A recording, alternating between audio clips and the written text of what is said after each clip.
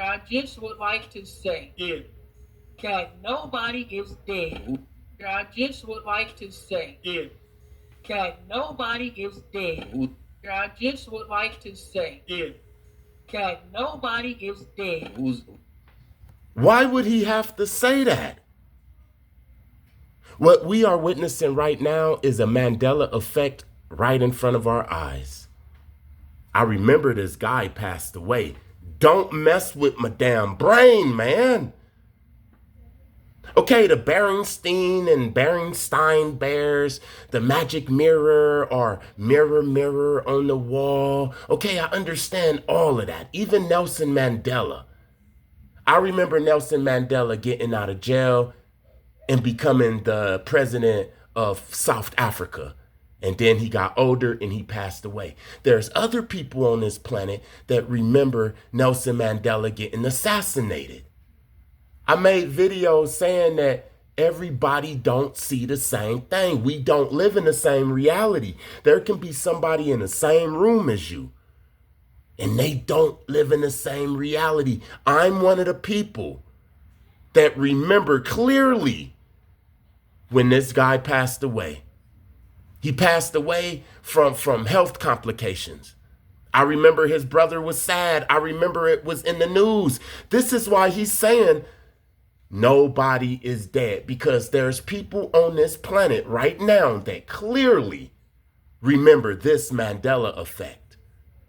What you are witnessing with the Mixon twins, the Eminem twins, and this brother coming out. I mean, how didn't he die? He was 400 pounds his whole damn life. It's making me start to rethink everything.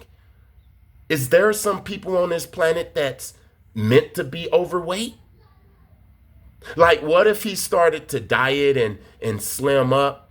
That's when he would start getting sick or something. Like if a elephant or a hippopotamus go on a diet. You hear what I'm saying? No disrespect to the elephants or the hippopotamuses. I'm just saying, I remember this guy passing away. The interviewer remember him passing away. He know that people remember him passing away because in another reality on old earth, this guy really passed away. I am here. I am here to stamp that. This is the only reason why he even had to say that. To get the record straight. Let's get the record straight. Nobody's dead. Because everybody was thinking he... I just would like to say that nobody is dead.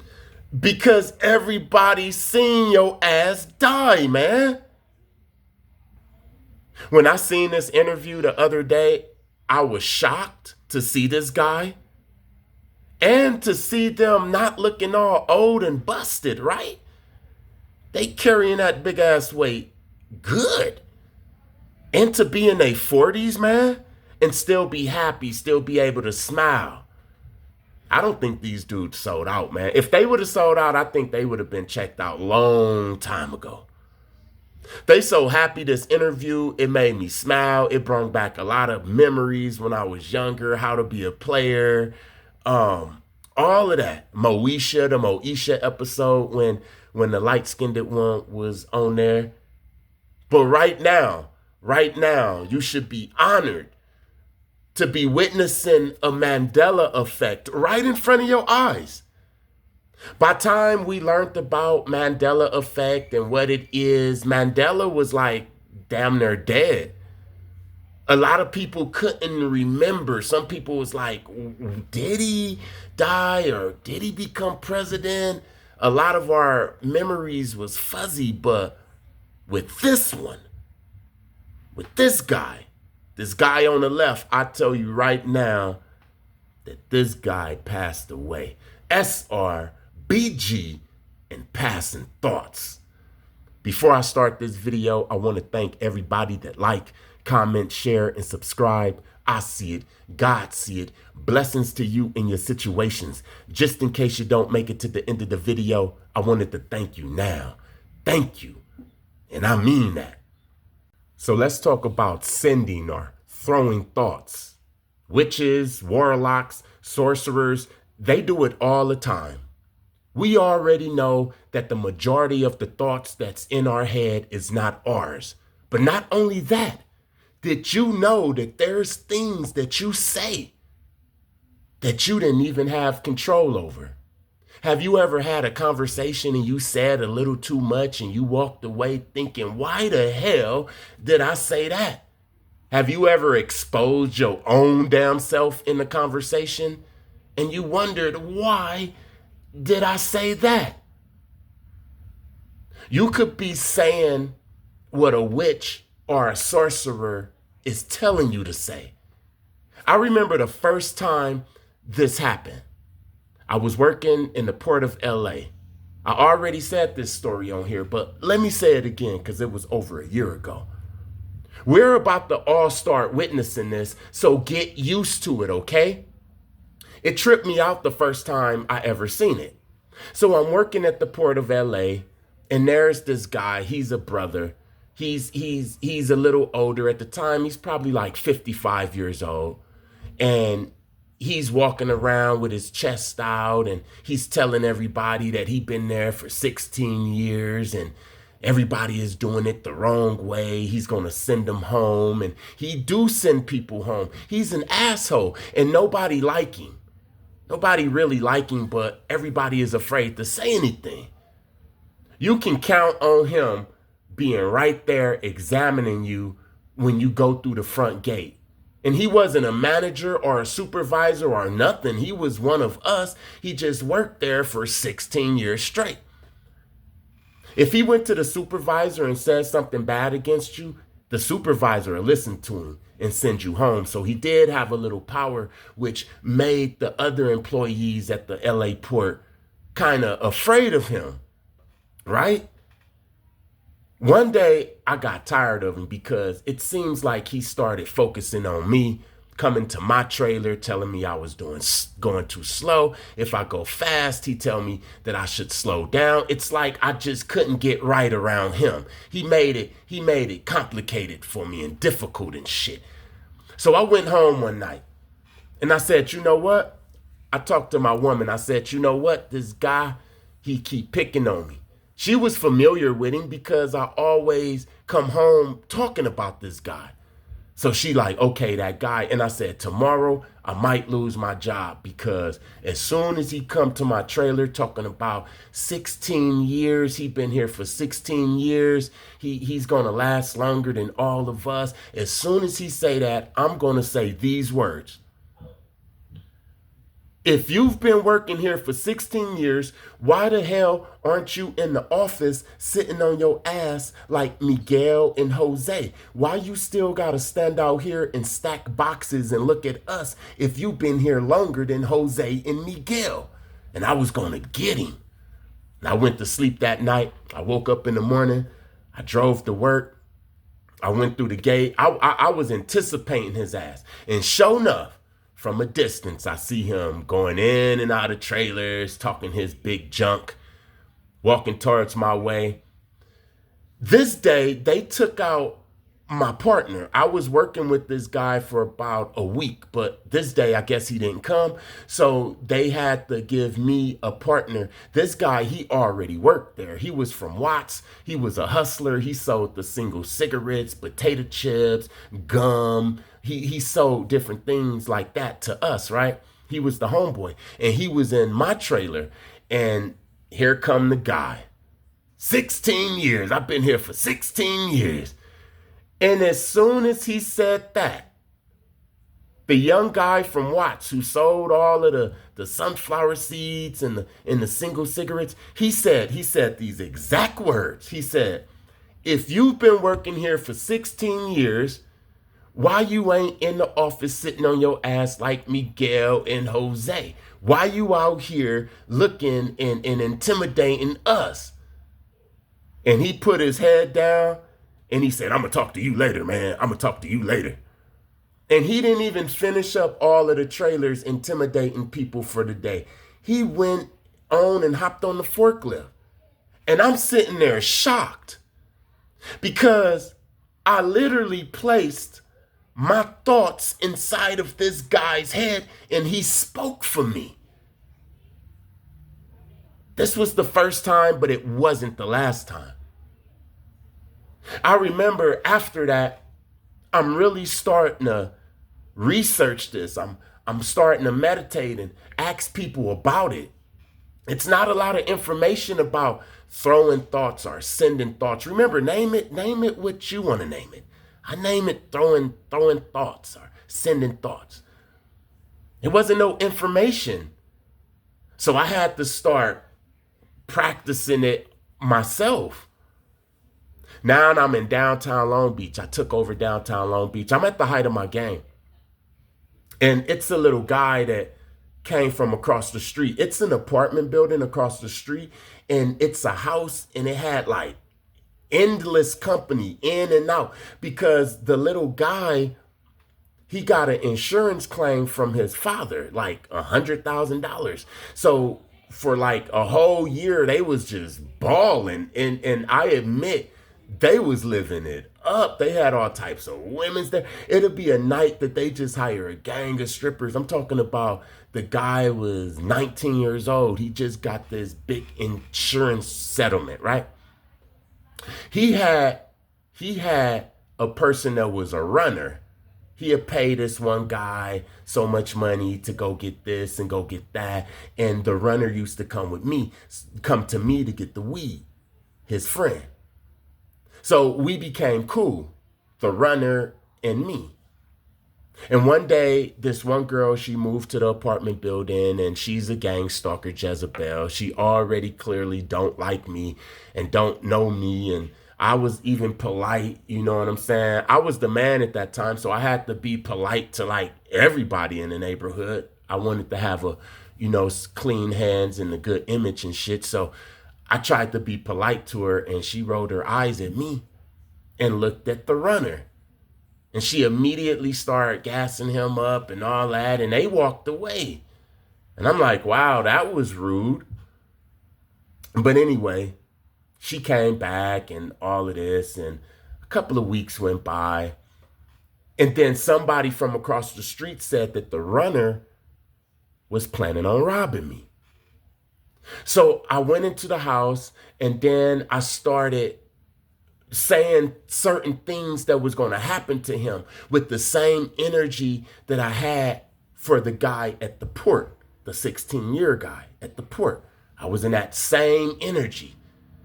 I'm looking at this guy, I'm beating his ass, I'm tying him up, I'm stabbing him up, I'm putting a gun in his mouth, but in my mind. And I'm telling him certain things. Then I open up a door and I let all of the homies come in there and beat his ass, right? I did that for about 2 days. About the third day, this guy named Black from Hoover, he used to be over there too.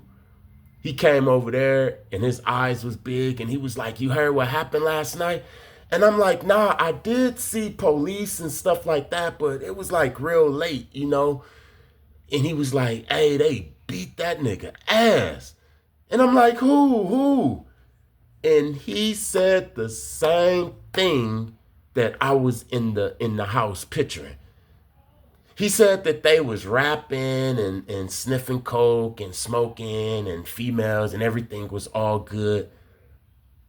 And then all of a sudden, one thing led to another, an argument, and it was with the young dude who owned the apartment building. So all of the other people, all of the company beat this guy, and they beat him so bad, and they stabbed him, they was choking him, they was literally torturing this guy. Like they got possessed by Black from Hoover. He was telling me like he had to stop him, like they turned into some damn wolves on that dude. And when Black is telling me this, I'm like, wow, this is the second time this happened. Wow. You hear what I'm saying? Throwing thoughts.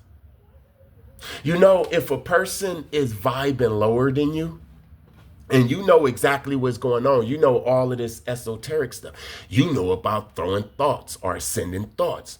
You know that you can send thoughts to a person that vibes lower than you. You know, they do it to us all the day, all the time. The witches and the warlocks and the sorcerers, they do it all the time. All of the thoughts in your head ain't yours. All of the things that come out your mouth, you didn't even mean to say it. We do it all the time. When you start exercising this and you get really good, people start fighting your battles for you. You hear what I'm saying? So I'm watching this movie. Man, it's a fantastic movie. It says so much. Weapons. I also watch Sinners, and that's a whole nother video. But weapons. With the 17 kids, they all woke up at 2:17 in the morning, and they all went out the house, and they all started running. I was always interested in that movie. I was wondering what made the children run out like that. You hear what I'm saying? You see, in that movie, that witch, Gladys, if you didn't watch the movie, I apologize. You should have watched it. It'd been, I think, 3 months already. In the movie, Gladys, the auntie Gladys, the witch, she could make people do things for her once she put her blood on a stick and wrapped a piece of their personal item on a stick and she broke it. This person will be under her spell to do whatever she say. It's kind of like that. You know, if you vibe higher than people, let's say that the average person is vibing on a level 3 and you make it all the way to a level 13 or 14. These people are like golem to you. You could put thoughts in their head. They wouldn't even question the damn thoughts. That guy in the port didn't even know that I had anything to do with that. I didn't even know that I had anything to do with that. You know how powerful he is, man? 4 or 5 chosen ones, we can get together. We can look at this target and we can meditate and tell him to take himself out. And all day and all night, he'll have thoughts. Take yourself out, man. Yeah, man, you should just take yourself out, man. Life ain't getting better. This is the power that we have. This is why they're afraid of us. Because we can throw thoughts. I can throw my thought all the way across the room to Billy. Now, Billy don't like Susie for some reason, and he don't even know why. He don't even know why. Isn't this what the Merovingian was talking about in The Matrix Reloaded or something? When he was talking about the lady eating the cake and she don't even know why because people don't ask why and he's sending her thoughts and shit. This isn't even the hard stuff.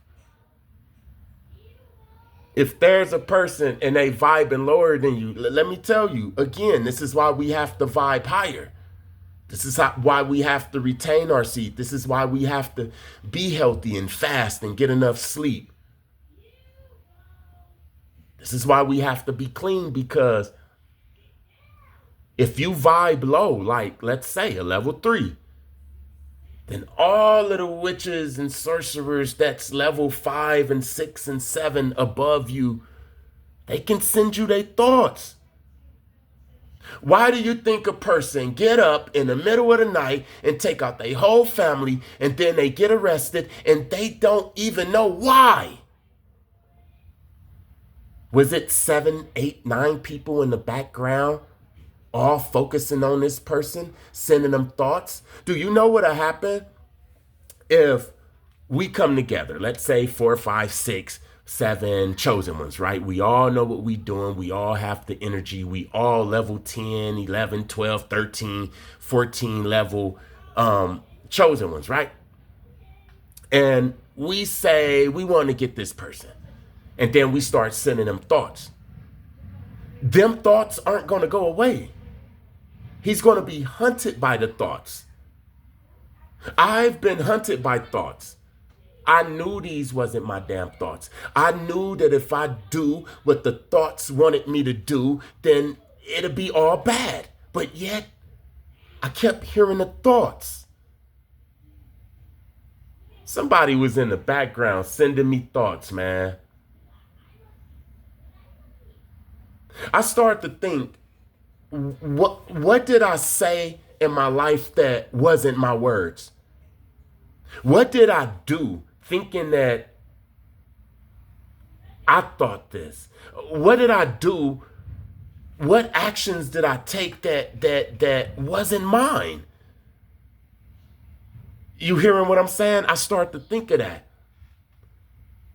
Just like when I figured out that I was being gang stalked and I started breaking it down, I started going back to my past like, dang, was that a gang stalking incident? Wow, was that friend that I had in the 8th grade, was they sent to me? You start going back and you start seeing that it was happening your whole life. I started to see that my crack addiction, it was thoughts that was sent to me. You see, I would be walking to go get crack, pulling myself in the opposite direction, crying, pleading with myself, while my other self was walking to the crack. At the same time, I was smiling to get the crack and I was crying because I knew that I didn't want it and these wasn't my thoughts. You hear what I'm saying? When a person get addicted to something, what is it? It's just a lot of thoughts. It's like, I don't want you to think of nothing else but this drug. I don't want you to think of nothing else. I don't want you to think of your health. I don't want you to think about your hygiene. I don't want you to think about your mental health. I just want you to think about this. It could be somebody in the background sending you them thoughts. If you vibing real low, you on drugs, you depleted, you don't have no life force energy up in you. You vibing on a level 2 or a level 3. People can send you thoughts all day long, man. And they can make you tell on yourself. I remember I was in Compton. I was getting my hair braided by this girl. It was up in the Paru hood. Although I don't gangbang, this hood, it's like you either from there or you not. I'm not going to say the hood name, but I wouldn't get caught over there if I wasn't from over there. And it's one of the biggest, if not the biggest, Paru hoods in Compton. I think they even started Paru. I'm in that neighborhood, and they everywhere too. I see them, but I hop out the car and go right into her shop. So they weren't tripping. They never seen me. But after a couple of visits, it started getting weird. Come to find out, her boyfriend was from over there, like a baller, OG from over there. She was an OG too. She was older too. But come to find out, he was a baller from over there. Then she'd get these phone calls while she doing my hair, and she'd be having this conversation. I realized that she was a gang stalker. But before that, one day I go over there, and I was thinking about her all night. Not sexual or anything. I just wanted to teach her. I just wanted to open up to her, right? So I went over there, and then she's braiding my hair, and then I'm just opening up, telling her everything, where I stayed. I'm talking about where I stayed growing up. You see, in LA, even if you're not a gangbanger, if you grew up in enemy hood, you an enemy. I was telling her all of the business. I remember I would put $100 deposit down and just let her keep that, so she'll always put me in the front of the line and stuff. I let her keep that shit. Look, I'm driving home that day and I'm beating myself up like, why? Why did you tell her all of that? She braided my hair and I'm just spilling the beans. I start thinking, what if this is what makes a good homicide detective? They know how to send thoughts. They know how to make you talk. This is why they give you a Coca-Cola in a cigarette, a lot of people. Like, hey, you want something to drink or eat or anything like that? You want to smoke or anything? Yeah, to lower your vibration. And then they could send thoughts. They could send you a thought that make you think it's all right to tell all your damn business. She'd be braiding my hair, and then I'd just say some shit that she didn't even ask. I'm just snitching on myself. And then she'd be like, hold on, I'll be right back. And then she'd go around to like pick out some combs or whatever she was doing. And I'd be saying to myself, man, why the hell did you just say that? Why did you just say that, man? I remember she asked me, how did I look with my locks? Because like I said, I had long locks and I combed them out. And it left me with a miniature fro that I can braid. That's what she was braiding. So that same day, the last day, I brung a picture and I was like, this is how my locks looked at and when she looked at it, she like backed up a little bit. And she was like, oh, okay. She played it off like, okay, oh, you looked good, huh? I'm gonna start doing locks for people and all that. And then she said, hold on real quick. And she went around her little corner thing in her building. And then I looked at the picture and realized I had on all blue and it looked like I was throwing up neighborhood. And I ain't from neighborhood and I wasn't throwing up neighborhood. I showed that picture on this channel before. And I said, oh my God, this girl, I cannot explain how I'm not from neighborhood. I was small. I had on all blue. I was just coming from the gym. I had on a whole a blue Adidas suit with the white stripes.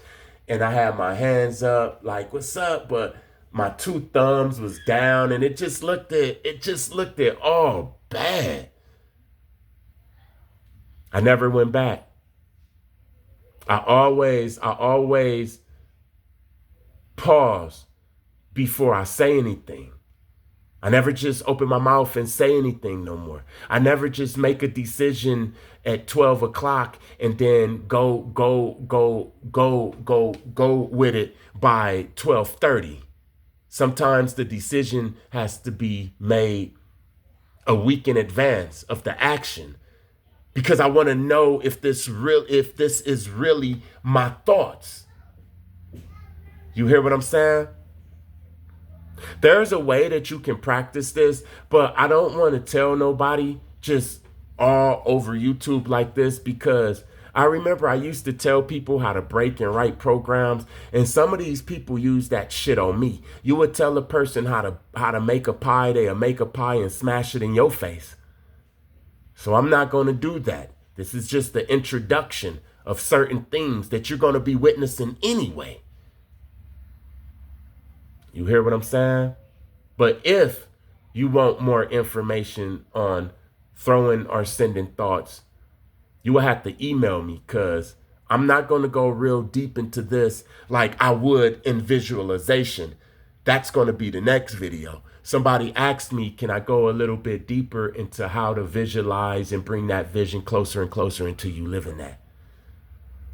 All praises to the Most High. Thank you to everybody that like, comment, share, and subscribe. I see it. God see it. Blessings to you in your situations. Peace.